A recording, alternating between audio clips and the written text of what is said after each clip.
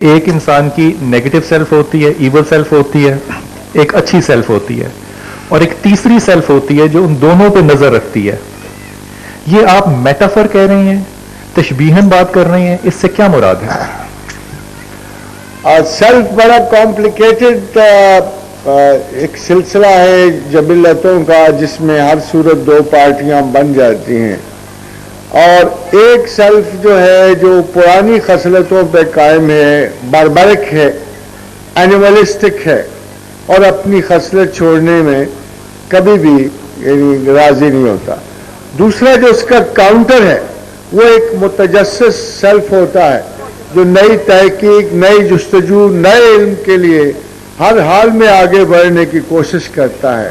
اور ہوتا تو وہ سیلف ہی ہے، مگر کبھی کبھی اس کی ایک جنگ جو ہے اینیملسٹک سیلف سے، حیوانی سیلف سے اس لیے شروع ہو جاتی ہے کہ وہ جو زیادہ بلیغ سیلف ہے، فصیح سیلف ہے، وہ اس حیوانی سیلف کو اپنے راستے کی رکاوٹ سمجھتا ہے. مگر جو لوگ سیلف سے مکمل نجات حاصل کرنا چاہتے ہیں، وہ ان کا اصول ہی کچھ اور ہے. وہ یہ جانتے ہیں کہ بنیادی طور پر سیلف کی کوئی صورت بھی اللہ کو قبول نہیں. وَإِمَّا مَنْ خَافَ مَقَامَ رَبِّهِ وَنَهَى النَّفْسَ عَنِ الْهَوَىٰ، کہ جو اللہ کے سامنے کھڑا ہونے سے ڈرا، اس نے ہر حال میں اپنے سیلف کی، اپنے نفس کی مخالفت کی، ہوا کی مخالفت کی، اشتہائے ذات کی خواہش کی تھی. تِلْكَ أَمَانِيُّهُمْ. تو خداوند کریم کے لیے اگر کوئی شخص جد و جہد کرے تو اس کے ان دونوں سیلفز کے بیچ میں ایک تیسرا نگران سیلف پیدا ہو جاتا ہے. وہ معزز جو ان دونوں کی پرواہ نہیں کرتا، جو اپنی کوالٹیز کی بھی پرواہ نہیں کرتا، اپنی خرابیوں کی بھی پرواہ نہیں کرتا، مگر صرف رضا الہیہ کے لیے دونوں کو سرزنش اور ڈانٹ پھٹک کرتا رہتا ہے. اور میری مراد اس تیسرے سیلف سے تھی. آپ اس تیسرے سیلف کو نفس مطمئنہ سے ہم مانی لیتے ہیں یا کوئی علیحدہ چیز ہے؟ اچھا، تربیت وہ تیسرا تو شاید نہیں ہوگا، مگر نفس جو ہے وہی خراب کار، وہی بدنجو، وہی فتنہ جو، وہی ہیلا جو نفس جو ہے، تربیت کے بعد آہستہ آہستہ اس منزل پہ پہنچ جاتا ہے کہ اس وحشی جانور کو جب مطیع کر لیا جاتا ہے تو خدا اسے ضرور کہ یا ایتھا النفس المطمئنہ ترجعی الی ربک راضیۃ مرضیہ فادخلی فی عبادی وادخلی جنتی.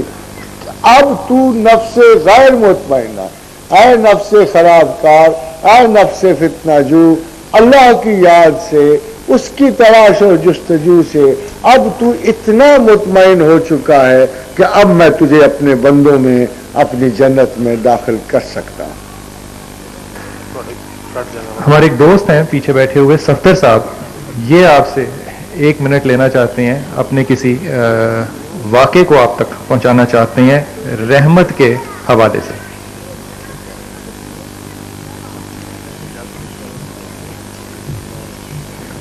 بسم اللہ الرحمن الرحیم. پہلے تو میں پروفیسر صاحب سے معذرت کرتا ہوں کہ میں 2 سال کی غیر حاضری کے بعد حاضر ہوا ہوں. اس میں کچھ کوتاہیاں بھی شامل ہیں، لیکن میرا خیال ہے کہ ایک شعر میں یہ راضی ہو جائیں گے مجھ سے. آئے آمدانت باعث آبادی ماں، وہ جہاں کہیں بھی گیا لوٹ کے میرے پاس آیا، یہی تو خوبی ہے میرے ارجائی میں. بہرحال یہ واقعہ کچھ 10 سال 13-14 سال پرانا ہے.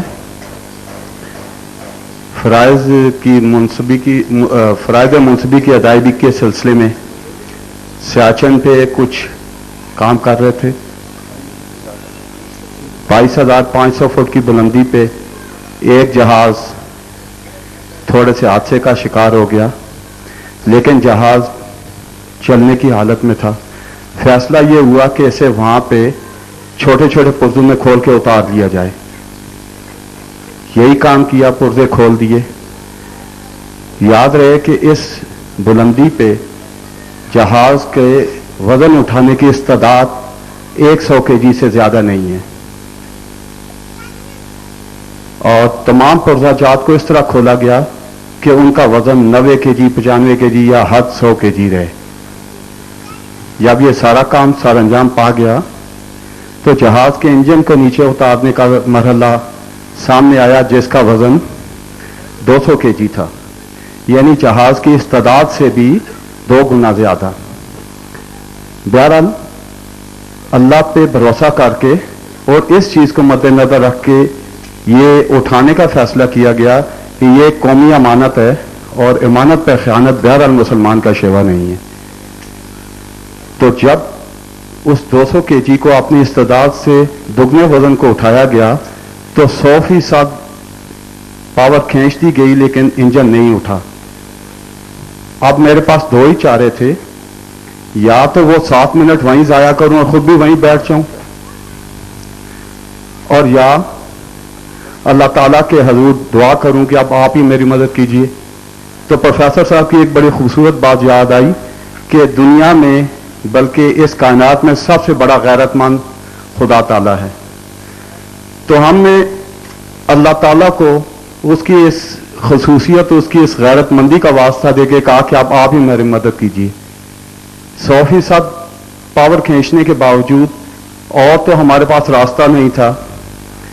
چند لمحوں کے بعد جب میں نے سورج کے سائے میں انجن دیکھا تو جہاز خود بخود اٹھنا شروع ہو گیا اور تقریباً 125 فٹ مزید اٹھا، اور میں نے صرف اتنا ہی کیا کہ جہاز کو اگلے موشن میں ڈال دیا.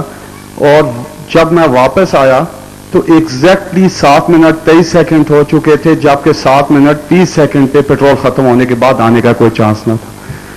تو میں آپ کو بتانا یہ چاہتا ہوں کہ جب صدق کے دل سے آپ اللہ کی مدد مانگ لیں تو اللہ بڑا غیرت مند ہے، وہ مدد کو پہنچتا ہے. Thank you. الحمدللہ. ایسے خوبصورت تجربے کے بعد اللہ کی تعریف و تحسین لازم ہوتی ہے.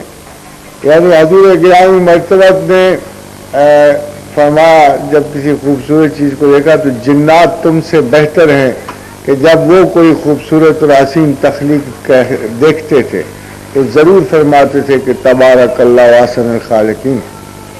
اور میرا خیال یہ ہے کہ یہی رجوع ہے، ابھی جو کانو صاحب نے آپ کو بتایا یہی رجوع ہے کہ ضرورت، سخت ضرورت میں جب تمام آثروں کو نگلیکٹ کر کے آپ صرف اور صرف اللہ سے اپنے مسئلے کی آرزو کریں اور اسے حل کی جستجو کریں تو یقیناً پھر اللہ تمام غیرتوں سے بڑھ کر غیرت ہے اور تمام بخشنے والوں سے سب سے زیادہ بخشنے والا ہے اور تمام رحم کرنے والوں سے زیادہ رحم کرنے والا ہے. یا ارحم الراحمین، یا ارحم الراحمین.